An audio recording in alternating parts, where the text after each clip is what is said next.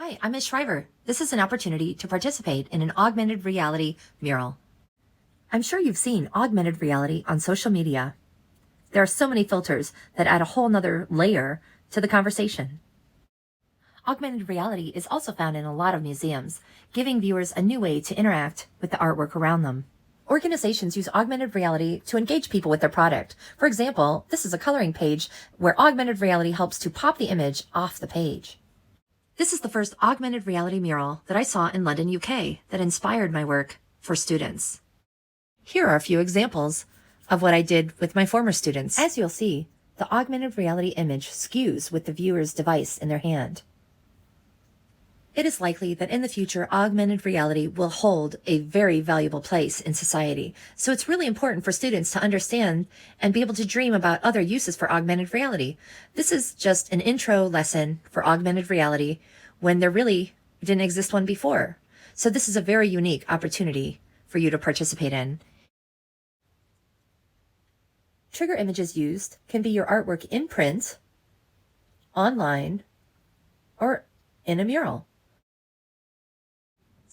For this project, we used the public art of barn quilts. Barn quilts are public art just like murals. And you're seeing the first time it has happened with barn quilts. This year, we're hoping to do it with street art murals. This is what it looks like when you do an inside exhibition. We invited the public and the mayor and all of our helpers, and this is what they had to say. That's cool. It is super cool.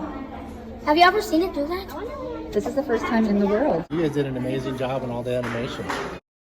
It's just very great. It's very good for tourism, for people driving through the countryside to be able to experience and see these quilts all around and know that they were designed by the kids. And so it's just very outstanding. We had a lot of fun with it and a lot of fun working with Lori, and we just wanted to give an experience to other kids and adults alike. We wanted you guys to be entertained, and it seems like we exceeded. You succeeded! So this project was done inspired by barn quilts. This year's project is going to be done by exploring different kinds of street art.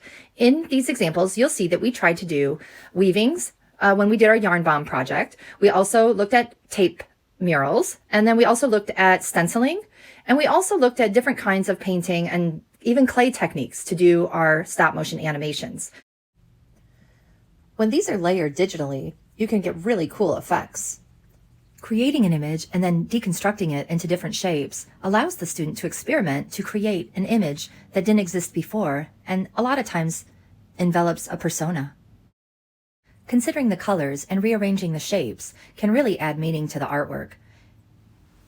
How will you work with an experimental mindset? I've just been very proud to see them sort of rise to the occasion of this challenge, because what I'm asking them to do is not only sort of break the design apart and learn about all the geometry and the symmetry and how to break that apart, but also put it back together in sort of creative ways using different art mediums, which is very challenging. And the fact that they can sort of put their artwork out there and contribute it to the world and broaden their reach and find meaning in the artwork too. We challenge them to create their own meanings in the artwork as well. So it all sort of has made me very proud to see what they've come up with. Just such a neat project, and we're just so honored to be able to have you on to talk to us. So thank you so much. Artists in the pilot program used modules such as this. They would also use a light table to achieve translucency and a new kind of layers.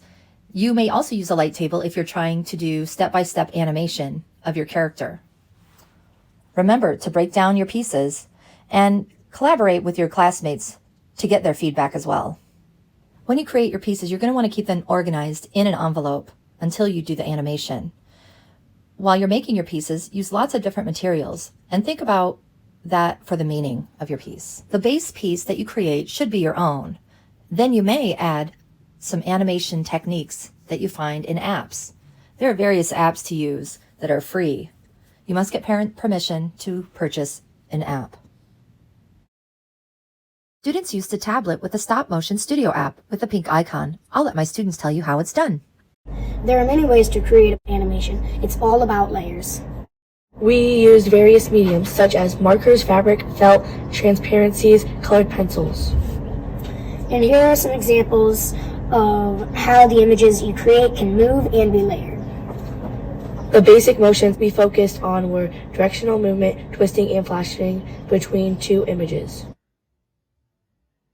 We also tried to connect meaning to the colors we chose and movements we used to animate. If you've been given permission from your parent to use your device, it's great to work with a partner as a director and producer so that you can keep the screen steady as you're capturing your stop motion animation. Okay, so here are the ELP students, 5th grade, who are going to show us how to do an animation. For our stop motion animation, we will be using Stop Motion Studio. Once open, click the plus button. Dismiss any pop-ups. Go into settings, and it looks like a gear/flower.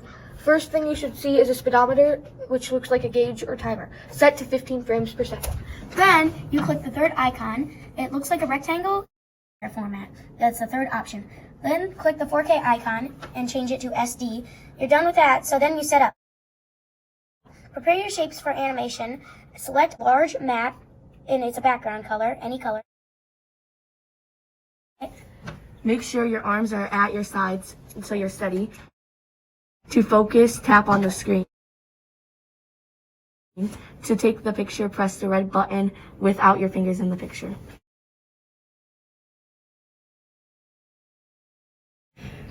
Next, move your shape to the next position. The shorter the movement, the smoother your transition is going to be.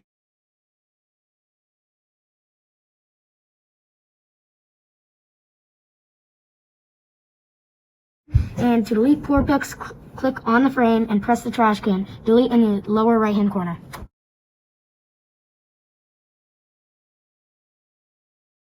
Push the play button, which is below the red recording button, To see your animation.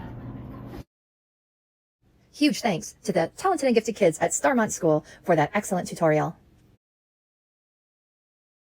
When you're done with your animation, you're going to want to share the video with your teacher so that she can make a QR code, which will end up in the brochure, which is needed to view the augmented reality through your device. This is what it looks like on site. I hope you'll be able to participate in the Lauridsen Skate Park Augmented Reality Mural and contribute creatively to your community.